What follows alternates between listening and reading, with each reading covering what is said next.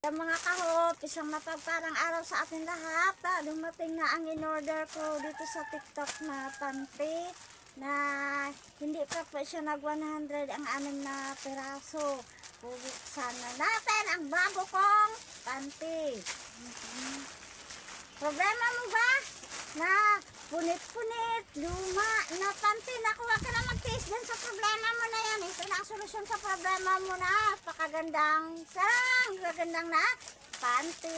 Ano na piraso ito?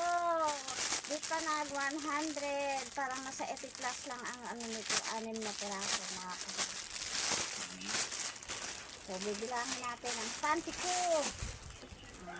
Sobra pati ang ganda. Ang ganda ng mga kulay na dumating sa akin.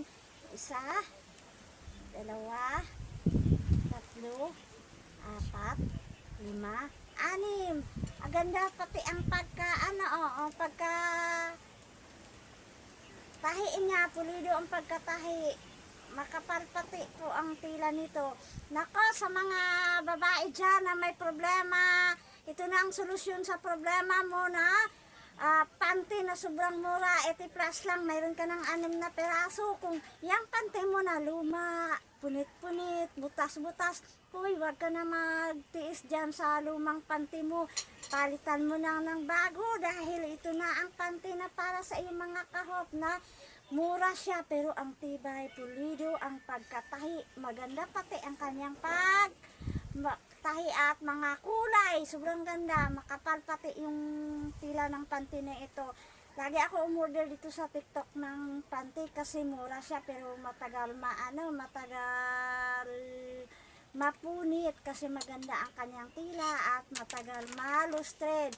Kung problema mo dyan na lustred ang panty mo, luma, punit at butas-butas, ito na ang para sa iyong mga kahop na ilagay ko ang link nito dyan sa yellow basket ko para makabili ka din.